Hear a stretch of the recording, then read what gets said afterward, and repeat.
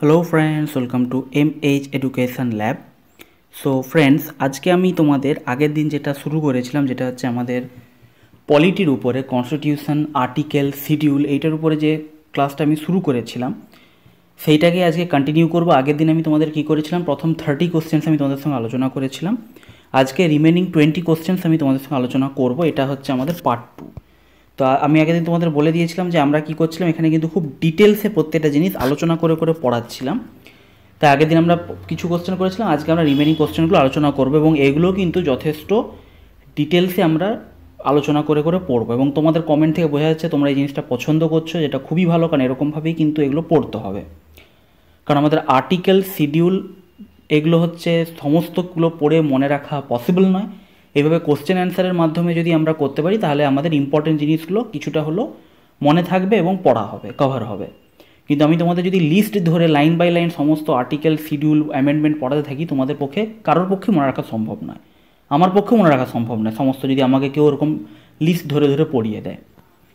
ঠিক আছে, তাহলে তোমাদেরকে ক্লাসটা আজকে শুরু করছি এবং তোমরা প্রত্যেকে কিন্তু পেন পেপার নিয়ে বসো, কারণ এখানে কিন্তু অনেক জিনিস তোমাদের কী করতে হবে, নোট ডাউন করতে হবে। ওকে, ফার্স্ট কোশ্চেন হচ্ছে আমাদের 31st question, the constitution amendment act mention of the. আমাদের যে 74তম কনস্টিটিউশনাল অ্যামেন্ডমেন্ট অ্যাক্ট হয়েছিল বা 74তম যে সংশোধন হয়েছিল, সেটা নিম্নলিখিতগুলোর মধ্যে কোনটা সম্বন্ধে উল্লেখ করে? সঠিক উত্তর কী হয়ে যাবে? সঠিক উত্তর হয়ে যাবে option C, function of state finance commission. এছাড়াও আমাদের 74তম যে কনস্টিটিউশনাল অ্যামেন্ডমেন্ট অ্যাক্ট, এটা হচ্ছে আমাদের কি মিউনিসিপ্যালিটি সম্বন্ধে উল্লেখ করে। 74তম কনস্টিটিউশনাল অ্যামেন্ডমেন্ট অ্যাক্টের মাধ্যমে আমাদের যে 12 নম্বর যে শিডিউল, সেটার মাধ্যমে আমাদের মিউনিসিপ্যালিটির আন্ডারে টোটাল 18 সাবজেক্টস রাখা হয়েছে। এই সাবজেক্টগুলো কি, সেগুলো সম্বন্ধে ডিটেলসে তোমাদের জানতে হবে না। মানে 18টা বিষয় হচ্ছে যে কোনো মিউনিসিপ্যালিটির জুরিসডিকশানের মধ্যে পড়বে, সেই জুরিসডিকশানের 18 টোটাল বিষয় সম্বন্ধে মিউনিসিপ্যালিটি কী করবে, দেখভাল করবে। এটা হচ্ছে 12 নম্বর শিডিউল। এবং আমাদের হচ্ছে কততম অ্যামেন্ডমেন্ট অ্যাক্ট, সেটা হচ্ছে আমাদের 74তম অ্যামেন্ডমেন্ট অ্যাক্টের মাধ্যমে কি করা হয়েছিল, এটাকে এখানে করা হয়েছিল, ইমপ্লিমেন্ট করা হয়েছিল। ওকে, আশা করছি এই জিনিসটা তোমাদের মনে থাকবে।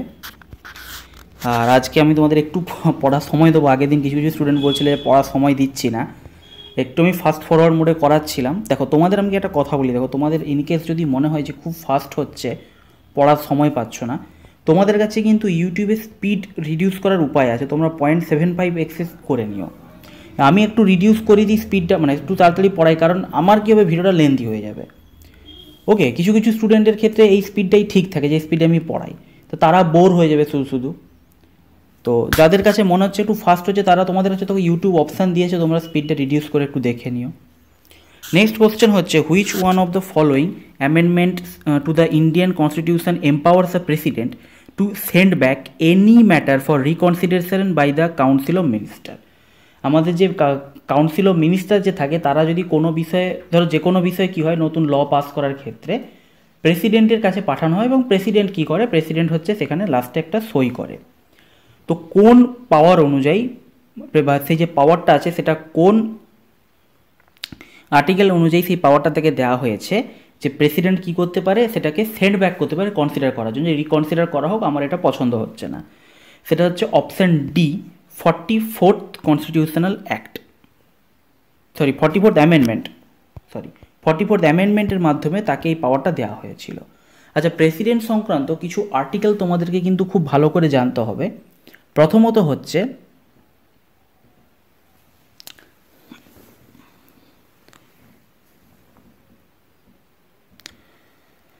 তোমাদের যে জিনিসটা জানতে হবে সেটা হচ্ছে কি, সেটা হচ্ছে আমাদের যে প্রেসিডেন্টের যে কোয়ালিফিকেশান, প্রেসিডেন্টের কোয়ালিফিকেশান কি, 35 বছর বয়স হতে হবে মিনিমাম, এবং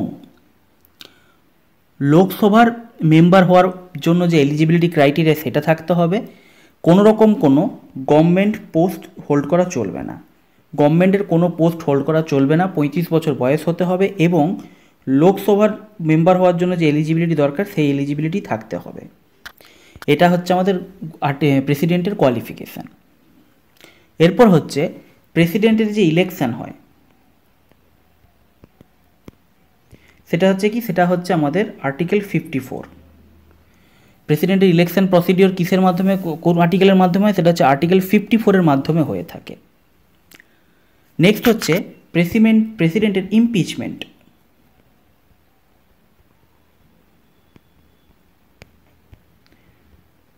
প্রেসিডেন্টের ইমপিচমেন্ট হচ্ছে আর্টিকেল 61 অনুযায়ী, 61st আর্টিকেল অনুযায়ী কিন্তু আমাদের প্রেসিডেন্টের কি হয়ে থাকে, ইমপিচমেন্ট হয়ে থাকে।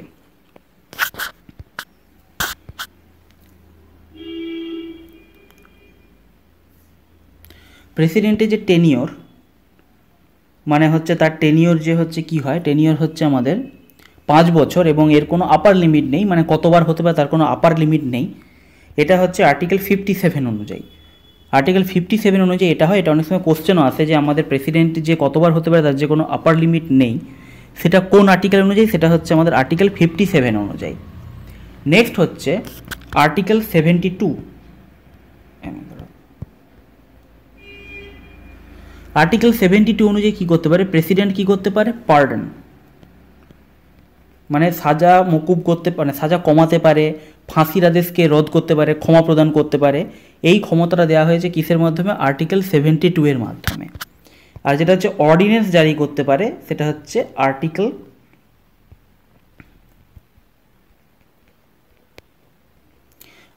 1, 2, 3। 123 নম্বর আর্টিকেলের মাধ্যমে কি করতে পারে প্রেসিডেন্ট, কি করতে পারে, অর্ডিন্যান্স জারি করতে পারে যখন কী হবে, পার্লামেন্ট নট ইন সেশন, পার্লামেন্টের যখন সেশন চলে না, সেশন থাকে না, সেই সেশনের অনুপস্থিতিতে অর্ডিন্যান্স জারি করতে পারে প্রেসিডেন্ট কিসের মাধ্যমে, আর্টিকেল 123-এর মাধ্যমে। তো প্রেসিডেন্ট সংক্রান্ত এই আর্টিকেলগুলো কিন্তু তোমাদের ভালো করে মনে রাখতে হবে, যতগুলো বললাম আশা করি তোমরা নোট ডাউন করে নিয়েছ। Next question, the 93rd constitution amendment deals with, 93তম কনস্টিটিউশনাল অ্যামেন্ডমেন্ট, যা কনস্টিটিউশনের সংশোধন যে হয়েছিল সেটা কিসের সঙ্গে ডিল করে, সেইটা কিন্তু এখানে কোশ্চেনে দেওয়া হয়েছে। 93rd কনস্টিটিউশনাল অ্যামেন্ডমেন্ট অ্যাক্ট হচ্ছে, যেটা বলছে এখানে সঠিক উত্তর কী হবে, সঠিক উত্তর হবে free and compulsory education for all children between age 6 and 14। তো এটা একটু ইলাবোরেটলি আমি বলছি, ঠিক এটা পুরোপুরি ঠিক নয়, পুরোপুরি সত্যি নয়।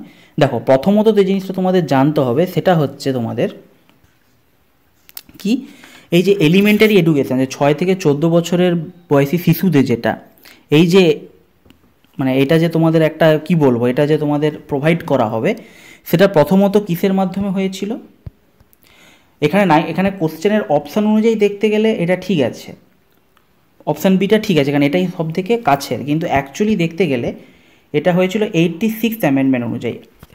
86তম অ্যামেন্ডমেন্টের মাধ্যমে কি করা হয়েছিল, 86তম অ্যামেন্ডমেন্টের মাধ্যমে একটা নতুন আর্টিকেল অ্যাড করা হয়েছিল, আর্টিকেল 21A।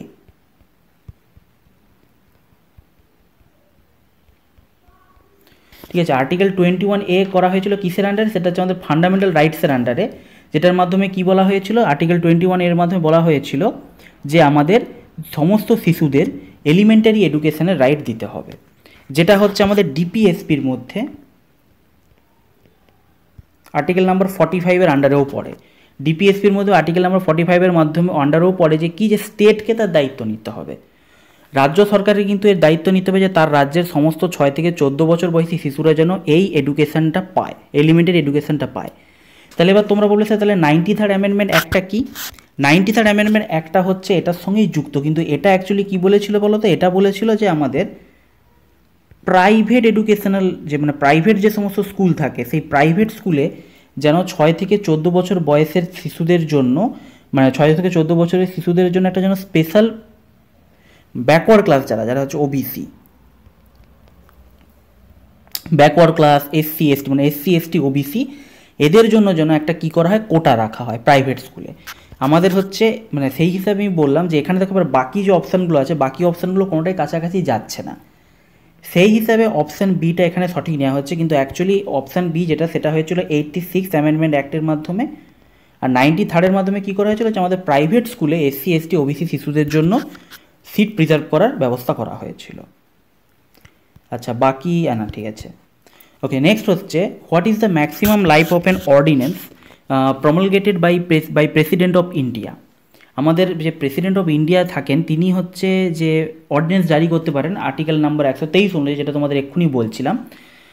সেটার ম্যাক্সিমাম স্প্যান কত হয়? ম্যাক্সিমাম স্প্যান হচ্ছে 7.5 মাস, আরও প্রিসাইসলি বলতে গেলে 6 মান্থ 6 উইক, 6 মাস 6 সপ্তাহ, মানে 7.5 মাস। আর্টিকেল 123 অনুযায়ী ইনি কী করতে পারেন, যে যখন হচ্ছে কোনো আমাদের মানে পার্লামেন্ট হচ্ছে কোনো সেশন থাকে না, তখন উনি কী করতে পারেন, তখন উনি এটাকে জারি করতে পারেন, এবং সেখানে ম্যাক্সিমাম লাইফ হতে পারে 7.5 মাস। তার কারণ আমাদের যে সেশনগুলো থাকে যে কোনো হাউসের, তার মাঝখানে গ্যাপ হতে পারে ম্যাক্সিমাম 6 মাস, তার থেকে একটু বেশি 6 মাস 6 সপ্তাহ 7.5 মাস ম্যাক্সিমাম এটা স্প্যান থাকতে পারে। Next question, for how many times a person can become president, no limit, এটা তোমাদের এক্ষুনি বলে দিয়েছিলাম। কত নম্বর আর্টিকেল অনুযায়ী? আর্টিকেল 57 অনুযায়ী। আর্টিকেল 57 অনুযায়ী বলা হয়েছে যে এর কোনো লিমিট নেই। Next, by which of the constitutional amendment Sikkim became a state in the Indian union? Sikkim যে আমাদের ইন্ডিয়ানের মধ্যে একটা স্টেটের দরজা পেয়েছিল, বা স্টেটের যে আমাদের মানে কী বল স্টেট হয়েছিল, অঙ্গ হয়েছিল, সেটা কিসের মাধ্যমে? সেটা হচ্ছে 36 অ্যামেন্ডমেন্ট অ্যাক্টের মাধ্যমে। 36 অ্যামেন্ডমেন্ট অ্যাক্টের মাধ্যমে। এখানে আরেকটা যেটা তোমাদের জানতে হবে ইম্পর্টেন্ট, সেটা হচ্ছে 35th অ্যামেন্ডমেন্ট অ্যাক্ট, যেটা 35th অ্যামেন্ডমেন্ট অ্যাক্টের মাধ্যমে প্রথমত কী করা ছিল? দেখো, প্রথমত সিকিম কী ছিল? প্রথমত সিকিম ছিল একটা স্বাধীন দেশ। প্রথমে সিকিম কী করেছিল? আমাদের ইন্ডিয়ার আন্ডারে, মানে ইন্ডিয়া তাকে সুরক্ষা করবে এইরকম একটা স্ট্যাটাস সে সিকিমে ছিল। সিকিমের স্ট্যাটাস কী ছিল? প্রোটেক্টরেট কিংডম। প্রোটেক্টরেট কিংডম মানে সিকিমকে হচ্ছে ভারত রক্ষা করবে, ডিফেন্স দেবে। প্রোটেক্টরেট কিংডম ছিল। সেটা কিসের মাধ্যমে? সেটা হচ্ছে প্রোটেক্টরেট কিংডম থেকে সেটাকে স্টেটে কনভার্ট করা হয়েছিল, যে এটাকে হচ্ছে আর প্রোটেক্টরেট কিংডম বলা হবে না, এটাকে কী বলা হবে? একটা স্টেট বা একটা রাজ্য বলা হবে। সেটা হয়েছিল কিসের মাধ্যমে? সেটা হয়েছিল আমাদের 35th অ্যামেন্ডমেন্ট অ্যাক্টের মাধ্যমে। 35th অ্যামেন্ডমেন্ট অ্যাক্টের মাধ্যমে আমাদের কনস্টিটিউশনের মধ্যে কি করা হয়েছিল, যে সিকিমকে যে প্রোটেক্টরেট কিংডম স্ট্যাটাস থেকে সরিয়ে তাকে হচ্ছে স্টেটের স্ট্যাটাসে উত্তীর্ণ করা হয়, এবং তারপরের 36th অ্যামেন্ডমেন্ট অ্যাক্ট অনুযায়ী তাকে আমাদের ভারতের পার্ট করা হয়। Next, who among the following can suspend the fundamental rights? President. এবং এখানে একটা জিনিস তোমাদের মনে রাখতে হবে, আগের দিন আমি তোমাদের পড়ানোর সময় একটা জিনিস একটু ভুল বলেছিলাম, সেটা হচ্ছে আর্টিকেল 19 কিন্তু সাসপেন্ড হতে পারে, এটা আমি একটু তোমাদের ভুল বলে দিয়েছিলাম। একমাত্র আর্টিকেল 20 এবং আর্টিকেল 21কে কী করা যাবে না? সাসপেন্ড করা যাবে না।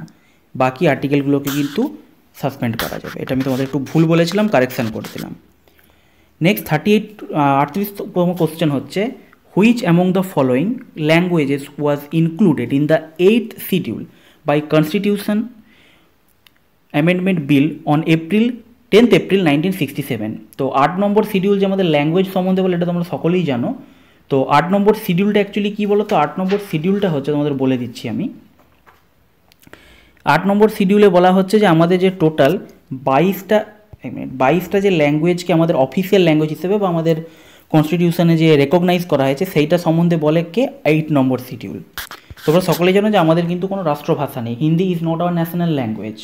ওকে, টোটাল 22টা ল্যাঙ্গুয়েজে কিন্তু আমাদের কনস্টিটিউশনে জায়গা দেওয়া হয়েছে। তার মধ্যে হচ্ছে 1967 সালে 21তম অ্যামেন্ডমেন্ট অ্যাক্ট অনুযায়ী কাকে আনা হয়েছিল? সেটা হচ্ছে সিন্ধি ভাষাকে কিন্তু এটা আনা হয়েছিল। পরবর্তী ক্ষেত্রে আরও রিসেন্ট টাইমে এই 2004 সালে 92nd অ্যামেন্ডমেন্ট অ্যাক্ট অনুযায়ী 2004 সালে 92nd অ্যামেন্ডমেন্ট অ্যাক্ট অনুযায়ী কোন কোন ল্যাঙ্গুয়েজকে এখানে ইনক্লুড করা হয়েছে? সেটা হচ্ছে, লিখে নাও তোমরা, ডোগরি, বোডো, সাঁইথিলি আর মৈথিলি।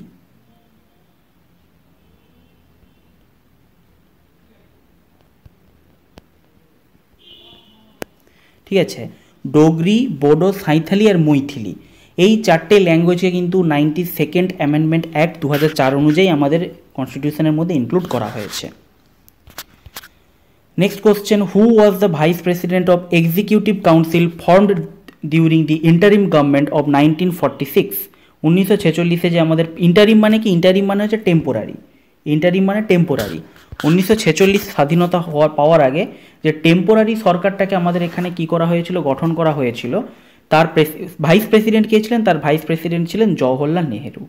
আচ্ছা, এখানে তোমাদের কিছু কিছু জিনিস একটু আমি বলে দিই, কতগুলো নাম তোমাদের একটু বলে দিই, মনে রাখবে, এগুলো কোশ্চেন আসে পরীক্ষাতে।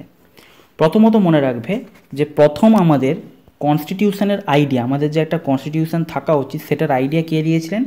সেটার আইডিয়া দিয়েছিলেন আমাদের এম.এন. রয়। এম.এন. রয় প্রথম হচ্ছে আইডিয়া দিয়েছিলেন যে আমাদের একটা কনস্টিটিউশনাল থাকা উচিত। উনি কী ছিলেন? উনি রাজনৈতিক দার্শনিক ছিলেন, পলিটিক্যাল ফিলোসফার ছিলেন একজন। আচ্ছা, আমাদের কনস্টিটিউশনের যে তৈরি হবে, সেই কনস্টিটিউশন তৈরি করার জন্য কি তৈরি হয়েছিল? সেটা তৈরি হয়েছিল কনস্টিটিউয়েন্ট অ্যাসেম্বলি অফ ইন্ডিয়া।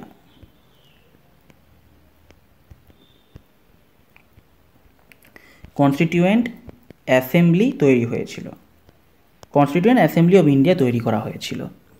যেটা কবে হয়েছিল? যেটা হয়েছিল 1946-এ। 1946-এ আমাদের কনস্টিটিউয়েন্ট অ্যাসেম্বলি অফ ইন্ডিয়া তৈরি করা হয়েছিল। কার সঙ্গে? ক্যাবিনেট মিশন প্ল্যানের অন্তর্গত। ক্যাবিনেট মিশন প্ল্যানের অন্তর্গত 1946-এ ক্যাবিনেট মিশনের আন্ডারে এটা তৈরি করা হয়েছিল, যেটা আমাদের কনস্টিটিউশনের তৈরির কাজটা শুরু করেছিল। এই যে অ্যাসেম্বলি ছিলেন, এই অ্যাসেম্বলিরও একজন ইন্টারিম প্রেসিডেন্ট ছিলেন। যতগুলো পয়েন্ট বলছি লিখতে থাকো, প্রত্যেকটা ইম্পর্ট্যান্ট কোশ্চেন আছে। এটার প্রথমে ইন্টারিম মানে টেম্পোরারি একজন প্রেসিডেন্ট ছিলেন। টেম্পোরারি প্রেসিডেন্ট কে ছিলেন? তিনি ছিলেন ডক্টর সচ্চিদানন্দ সিনহা, ডক্টর এস সিনহা। আমি শর্টে লিখলাম ডক্টর কে সচ্চিদানন্দ সিনহা। ইনি হচ্ছে প্রথম ইন্টারিম চেয়ারম্যান হয়েছিলেন। পরবর্তী ক্ষেত্রে পার্মানেন্ট চেয়ারম্যান কে হয়েছিলেন? পার্মানেন্ট চেয়ারম্যান হয়েছিলেন ডক্টর রাজেন্দ্র প্রসাদ। ডক্টর রাজেন্দ্র প্রসাদ হয়েছিলেন পার্মানেন্ট চেয়ারম্যান। এবং এখানে আমাদের কনস্টিটিউশনাল অ্যাডভাইসার, মানে আমাদের অ্যাডভাইসার হিসেবে কে কাজ করতেন? অ্যাডভাইসার হিসেবে কাজ করতেন বি.এন. রাও। বি.এন. রাও হচ্ছে আমাদের কনস্টিটিউশনাল অ্যাডভাইসার হিসেবে কাজ করতেন। আর আমাদের ডক্টর যে বি.আর. আম্বেদকর যে যিনি ছিলেন, আম্বেদকর স্যার, উনি কি ছিলেন? উনি ড্রাফটিং কমিটির চেয়ারম্যান ছিলেন। কিসের? Drafting committee. এটা অনেকে গন্ডগোল করে, অনেকে কি করে, অনেকে ভাবে যে উনি বোধহয় কনস্টিটিউশনাল অ্যাসেম্বলিতে ছিলেন। না, উনি ছিলেন খসড়া বিভাগ, ড্রাফটিং কমিটি। কি? ড্রাফটিং কমিটির চেয়ারম্যান ছিলেন ডক্টর বি.আর. আম্বেদকর। এবং আমাদের এই যে কনস্টিটিউশনাল অ্যাসেম্বলি ছিল, কনস্টিটিউশনাল অ্যাসেম্বলির মধ্যে টোটাল 389 জন মেম্বার ছিলেন, যার মধ্যে আমাদের ভারতের কতজন ছিল? 93। 93 জন রিপ্রেজেন্টেটিভ ছিলেন। কার? Princely state. সেই সময় প্রিন্সলি স্টেট ছিল, প্রিন্সলি স্টেট। এবং বাকি 93 জন, এবং বাকি কারা ছিলেন? বাকি ছিলেন ব্রিটিশ। বাকি সবাই ছিলেন ব্রিটিশ। আমাদের দেশের মাত্র 93 জন ছিলেন। এটাও কিন্তু ইম্পর্টেন্ট কোশ্চেন থাকে যে কতজন প্রিন্সলি স্টেটের রিপ্রেজেন্টেটিভ ছিলেন, সেটা হচ্ছে 93 জন। তো এতগুলো যতগুলো পয়েন্ট বললাম, প্রত্যেকটা পয়েন্ট তোমরা কী করবে? ভালো করে নোট ডাউন করে নাও। যদি না করতে পারো ভিডিওটা আবার ব্যাক করে নোট ডাউন করো। 40 নম্বর question, which writ is issued by the court to inquire into the illegality of claim of a person to a public office। এটা তোমরা সকলের জন্য, সেটা হচ্ছে আমাদের কো ওয়ারেন্ট। আমাদের যে রিটস থাকে, ঠিক আছে, রিটস যে থাকে বিভিন্ন 5টা রিটস থাকে, কো ওয়ারেন্টো, ম্যান্ডামাস, স্যারিয়েট, স্যাচুটরি, আর হচ্ছে আমাদের হিবিস কর্পাস, প্রহিবিশন, এইগুলো থাকে। আচ্ছা, এই রিট হচ্ছে, তোমরা মনে রাখবে, রিট যে থাকে, রিট হচ্ছে কিসের আন্ডারে আসে? সেটা হচ্ছে মানে সুপ্রিম কোর্ট। সুপ্রিম কোর্ট কী করে? আর্টিকেল 32 এর আন্ডারে তুমি সুপ্রিম কোর্টের আন্ডারে যেতে পারো। সরি, আমি কি বলছি, সুপ্রিম কোর্টের কাছে পাওয়ার থাকে। তোমার যদি ফান্ডামেন্টাল রাইটস যেটা, সেটা যদি ভায়োলেট হয়, তাহলে আর্টিকেল 32 অনুযায়ী সুপ্রিম কোর্ট কী করতে পারে? তোমার রিট জারি করতে পারে। আর হাইকোর্ট হচ্ছে আর্টিকেল 226 অনুযায়ী, আর্টিকেল 226 অনুযায়ী হচ্ছে হাইকোর্ট কী করতে পারে? এটাকে, রিটটাকে জারি করতে পারে। Next question, which constitutional amendment made it obligatory for the president to give his assent to the constitutional amendment bill। কনস্টিটিউশনে যে অ্যামেন্ডমেন্ট হয়ে থাকে কিসের মাধ্যমে? যেটা হচ্ছে আমাদের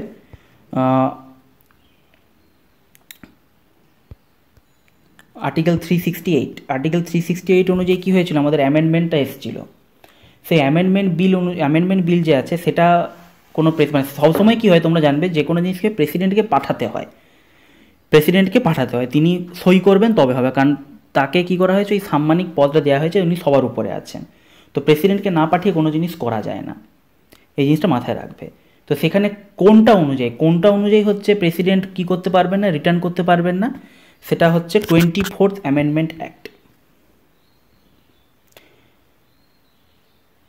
মানে অ্যামেন্ডমেন্ট বিলে যাতে চেঞ্জ করতে না পারেন তার জন্য একটা অ্যামেন্ডমেন্ট বিল পাস করা হয়েছিল, সেটা হচ্ছে 24 নম্বর অ্যামেন্ডমেন্ট বিল।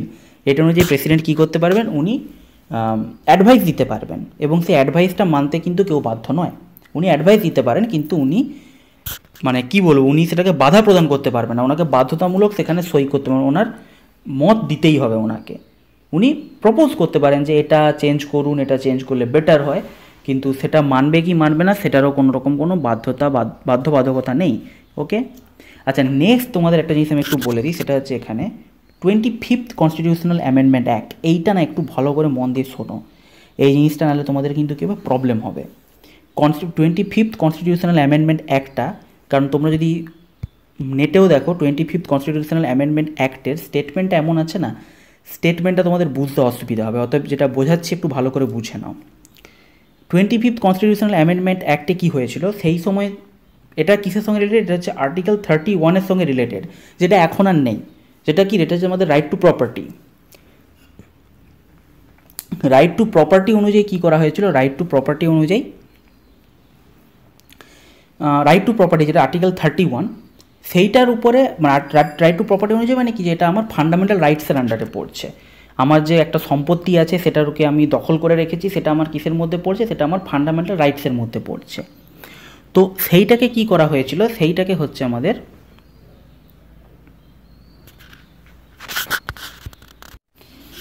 ঠিক আছে, সেইটাকে আমার কী করা হয়েছিল, আর্টিকেল 31-কে কারেকশান করা হয়েছিল। কিসের মাধ্যমে, সেটা হচ্ছে 25th অ্যামেন্ডমেন্ট অ্যাক্টের মাধ্যমে।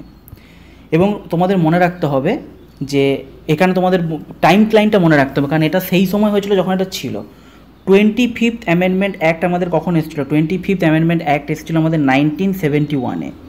ঠিক আছে, 1971-এ এটা এসেছিলো। আর আমাদের আর্টিকেল 31-কে অ্যাবলিশ করা হয়েছিল কবে, আর্টিকেল 31-কে অ্যাবলিশ করা হয়েছিল 1978-এ। 1978, অর্থাৎ মাঝখানের ওই টাইম লিমিটটার জন্য আমাদের 25th কনস্টিটিউশনাল অ্যামেন্ডমেন্টটা কাজ করতো। কী কাজ করতো, 25th কনস্টিটিউশনাল অ্যামেন্ডমেন্ট অ্যাক্ট তোমাকে বলেছিল যে গভর্নমেন্টের ক্ষমতা দেওয়া আছে, বা গভর্নমেন্টের পারমিশন নিয়ে কোনো প্রাইভেট সংস্থা যে কোনো ল্যান্ডকে কী করতে পারে, অ্যাকোয়ার করতে পারে। ঠিক আছে, যে কোনো ল্যান্ডকে নিয়ে নিতে পারে। তার পরিবর্তে তোমাকে কি দেওয়া হবে, তার পরিবর্তে তোমাকে একটা প্রপার কম্পেনসেশন দেওয়া হবে। তোমাকে একটা নির্দিষ্ট পরিমাণ কম্পেনসেশন দিয়ে তোমাকে কি করা হবে, তোমার কাছ থেকে সরকার কিন্তু ল্যান্ড নিয়ে নিতে পারে। এবং তুমি কিন্তু যেহেতু ওটা তো সেই সময়ে ফান্ডামেন্টাল রাইটসের মধ্যে ছিল, বা তুমি বলতেই পারো যে আমার ফান্ডামেন্টাল রাইটস হচ্ছে ভায়োলেট হয়েছে, আমি কি করব, আমি চলে গেলাম সুপ্রিম কোর্ট বা হাইকোর্টের কাছে, তাদেরকে বললাম যে তোমরা রিট ইস্যু করো, আমার ফান্ডামেন্টাল রাইটস ভায়োলেট হয়ে গেছে, কারণ এটা হচ্ছে কি, এটা হচ্ছে আমার রাইট টু প্রপার্টি। মানে তোমার মনে হলো যে কম্পেনসেশনটা সরকার দিচ্ছে সেটা কম বা প্রপার হচ্ছে না, বা তোমার মনে হয় আমি জমি দেবো না, ঠিক আছে, এইরকম যদি তোমার মনে করে তুমি কি করতে পারো, ফান্ডামেন্টাল রাইটস যেহেতু তুমি হাইকোর্টে যেতেই পারো, আমার ফান্ডামেন্টাল রাইটস ভায়োলেট হয়েছে, সেই অধিকারটা তোমার কাছে কেড়ে নেওয়া হয়েছিল 25th অ্যামেন্ডমেন্ট অ্যাক্টের মাধ্যমে।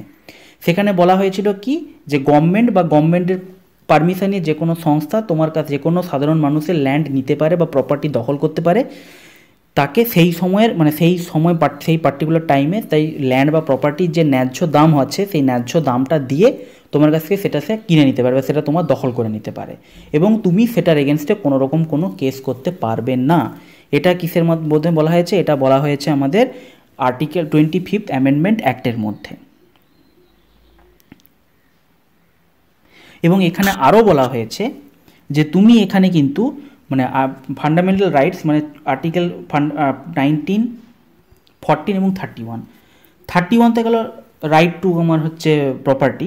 আর্টিকেল 14 কী বলা হয়েছে, আর্টিকেল 14 হচ্ছে ইকুয়ালিটি বিফোর ল, মানে তুমি কেস করতেই পারো আর্টিকেল 14-এ যে আমার জমিটাই কেন নেওয়া হবে, আমার পাশের জমিটা কেন নেওয়া হবে না, সবাই তো আইনের চোখে সমান, তুমি সেই কেসটা করতে পারবে না।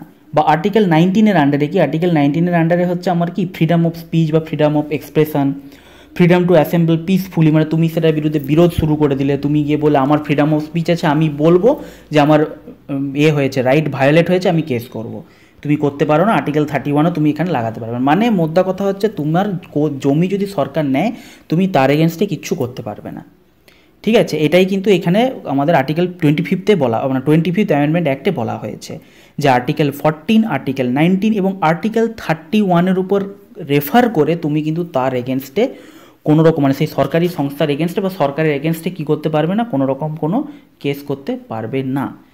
ওকে, এই জিনিসটা কিন্তু তোমাদের মনে রাখতে হবে। এই জিনিসটা কিন্তু মনে রাখবে। 25th অ্যামেন্ডমেন্ট অ্যাক্টের কিন্তু তোমরা যদি ল্যাঙ্গুয়েজ দেখতে যাও, ল্যাঙ্গুয়েজটা কিন্তু টাফ আছে, ল্যাঙ্গুয়েজটা তোমরা কিন্তু পড়ে বুঝতে পারবে না। অতএব এই জিনিসটা কিন্তু মাথায় রাখবে, যেটা বললাম মাথায় রাখবে। আর হ্যাঁ, আরেকটা জিনিস, 24th অ্যামেন্ডমেন্ট অ্যাক্ট অনুযায়ী, বাকি 23rd 26 তোমাদের জানা দরকার নেই, নট ইম্পর্টেন্ট। ওকে,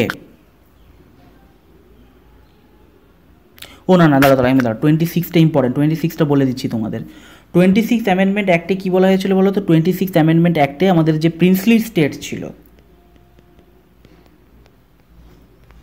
প্রিন্সলি স্টেটের কাছ থেকে সমস্ত রুলিং পাওয়ার কেড়ে নেওয়া হয়েছিল। যে সেই সময় তাদের যে এক একটা জায়গা ছিল, সেই জায়গার উপর সেই যে রাজা ছিল সে হচ্ছে রাজত্ব করবে, সেটা থাকবে না। এখনও তোমরা দেখবে, এখনও যে কিছু কিছু জায়গায় আমাদের রাজপরিবার আছে, যেমন ফর এক্সাম্পল আমাদের মাদ্রাসে, মোস্ট প্রবলি মাদ্রাসেই তো, হ্যাঁ মাদ্রাসে এখন রাজপরিবার আছে, আরও বেশ কিছু জায়গায় কিন্তু রাজপরিবার এখনও আছে, কিন্তু তাদের কিন্তু কি, তাদের কোনো রকম কোনো ক্ষমতা নেই, মানে তারা রুলিং পাওয়ার কিছু নেই তাদের, তারা সেই দিকে সেখানকার মানুষের উপর রাজত্ব করছে, তাদেরকে আদেশ দিচ্ছে, সেসব কোনো ক্ষমতা নেই। তাদের প্রপার্টি বেশ কিছু পরিমাণ আছে, তাদের সবই আছে, কিন্তু রুলিং পাওয়ারটা 26th অ্যামেন্ডমেন্ট অ্যাক্ট অনুযায়ী কী করা হয়েছিল, তাদের কাছ থেকে কেড়ে নেওয়া হয়েছিল। আর 24th অ্যামেন্ডমেন্ট অ্যাক্টের ক্ষেত্রে, 24th যেটা তোমাদের আলোচনা করছিলাম, সেটার ক্ষেত্রে তোমাদের একটা জিনিস মাথায় রাখতে হবে, সেটা হচ্ছে এটা কেন করা হয়েছিল, সেটা হচ্ছে গোলকনাথ কেস।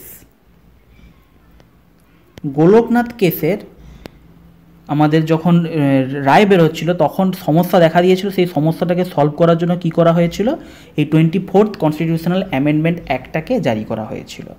ওইখানে মানে কেসটাতে কী হয়েছিল সেটা তোমাদের ডিটেলসে দেখতে হবে, সেটা তোমাদের পরীক্ষায় দেয় না, ওই জন্য আমি ডিটেলসে বলছি না। তো এইটুকু শুধু জেনে রাখো, কারণ অনেক সময় কী হয়, এরকম কেস লড়তে গিয়ে যদি কোনো রকম কোনো সমস্যার সম্মুখীন হতে হয়, তখন কী হয়, নতুন আইন কিন্তু সরকার পাস করে নেয়, যে কারণে সরকারের এগেনস্টে কেস লড়ে যেটা খুবই কষ্টকর ব্যাপার। Next 42nd question, in which year railway budget separated from the general budget? Already তোমাদের বলে দিয়েছি 1924, এবং বর্তমানে তার 92 বছর পর 2016-তে আবার এটা কী করা হয়েছে, একসঙ্গে জয়েন হয়ে গেছে। প্রথমে একসঙ্গে ছিল, 1924-এ কী হয়, প্রথম সেপারেট হয়, তার 92 বছর পর 2016-তে কী হয়, আবার একসঙ্গে জয়েন হয়ে গেছে, এখন একসঙ্গে বেরোয় জেনারেল বাজেট আর রেলওয়ে বাজেট। এই তো কদিন আগে বাজেট দিল। 43, who can empower parliament to make laws with respect to goods and services tax on a matter of state list? কে করতে পারে? রাজ্যসভা। রাজ্যসভা হচ্ছে এটা করতে পারে। আচ্ছা, গুডস অ্যান্ড সার্ভিস ট্যাক্স বলতে মনে হলো জিএসটি বিল। জিএসটি বিল কি? এটা হচ্ছে আমাদের final amendment act 101, amendment act 101, 101তম অ্যামেন্ডমেন্ট বিল ছিল কি, যেটা 2018-তে এসেছিল, জিএসটি বিল, মনে রাখবে। On which basis president cannot declare national emergency? কোনটার উপর ডিপেন্ড করে প্রেসিডেন্ট জাতীয় আপাতকাল ঘোষণা করতে পারবেন না? সেটা হচ্ছে আমাদের থ্রেট টু ইন্টারনাল পিস। এটা উনি আগে করতে পারতেন, বর্তমানে ওটাকে কি করা হয়েছে, 44th অ্যামেন্ডমেন্ট অ্যাক্ট অনুযায়ী, 44th অ্যামেন্ডমেন্ট অ্যাক্ট অনুযায়ী আমাদের এটাকে চেঞ্জ করে কি করা হয়েছে, আর্মড রেবেলিয়ন দিয়ে রিপ্লেস করে দেওয়া হয়েছে। প্রথমে 3টে কারণে উনি করতে পারতেন, একটা হচ্ছে ওয়ার, একটা হচ্ছে এক্সটার্নাল অ্যাটাক, একটা হচ্ছে threat to internal piece. 44th amendment act অনুযায়ী 1978-এ কী করা হয়, 1978-এ এটাকে বলা হয় না থ্রেট টু ইন্টারনাল পিস নয়, আর্মড রেবেলিয়ান। যদি একমাত্র কি হয়, একদম বন্দুক টন্দুক নিয়ে লোকে বিদ্রোহ শুরু করে দেয়, তবেই এমার্জেন্সি ডিক্লেয়ার করা যাবে, না হলে এমার্জেন্সি ডিক্লেয়ার করা যাবে না।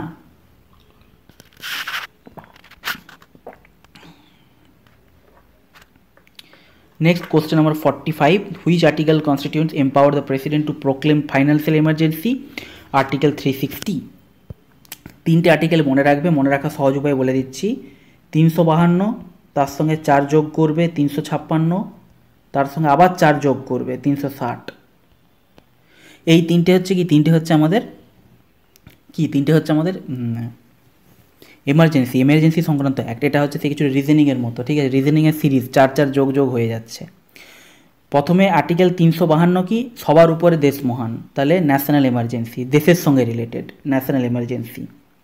তারপর আসবে আমার রাজ্য, স্টেট এমার্জেন্সি। লাস্টে আসবে আমার টাকা পয়সা, ফাইন্যান্সিয়াল এমার্জেন্সি। আর্টিকেল 352, 356, 360 মনে রাখবে।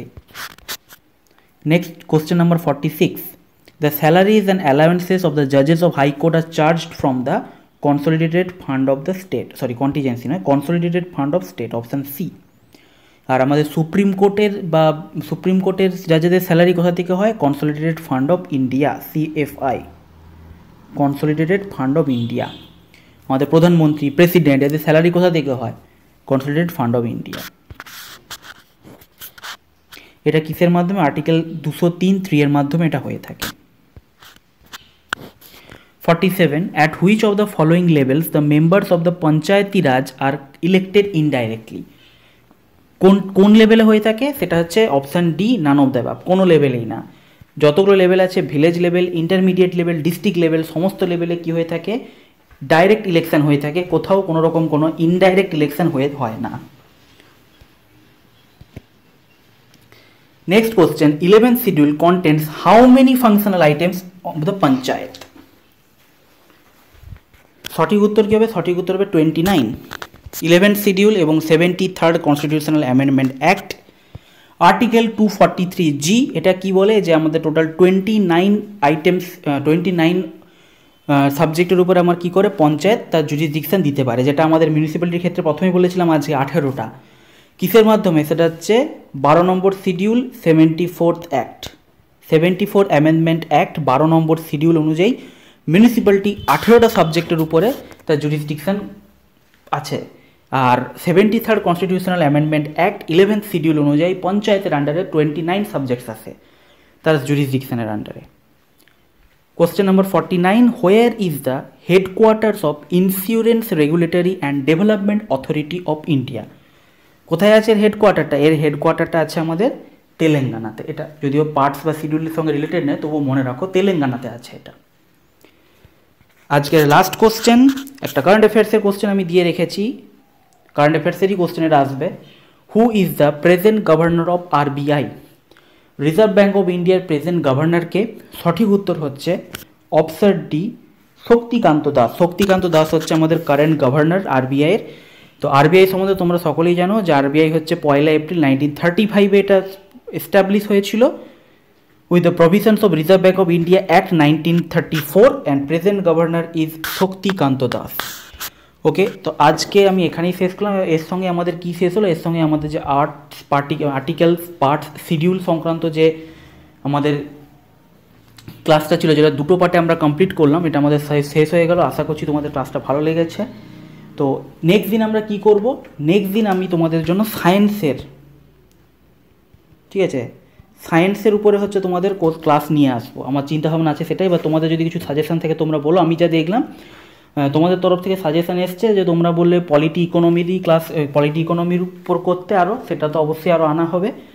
তো সায়েন্সেরও ডিমান্ড অনেকে করেছে, এবং আমাদের হচ্ছে রিলিজিয়াস মুভমেন্ট, হ্যাঁ, হিন্দুইজম, শিখিজম, যে religious movement, Buddhism, religious movement, এইগুলোর উপরে কি হয়েছে, এইগুলোর উপরেও অনেকে ডিমান্ড করেছে।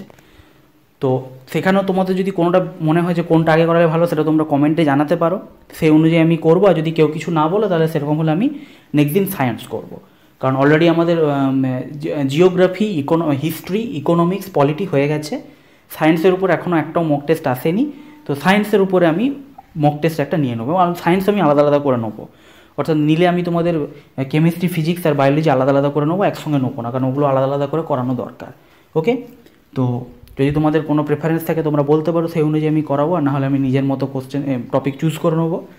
তো আজকে এখানেই শেষ করলাম, নেক্সট দিন আবার দেখা হবে। যদি ভিডিওটা ভালো লেগে থাকে প্লিজ লাইক করো, শেয়ার করো, সাবস্ক্রাইব করো, সমস্ত জায়গায় শেয়ার করে দাও, এবং আমাদের MH এডুকেশন ল্যাব চ্যানেলটার বেল আইকনটা প্রেস করে দাও, যাতে এই চ্যানেলে আপলোড হওয়া বিভিন্ন ভিডিও নোটিফিকেশানসগুলো তোমরা নিয়মিতভাবে পেতে থাকো। আজকে এখানেই শেষ করলাম। Thank you and have a nice day. Thank you.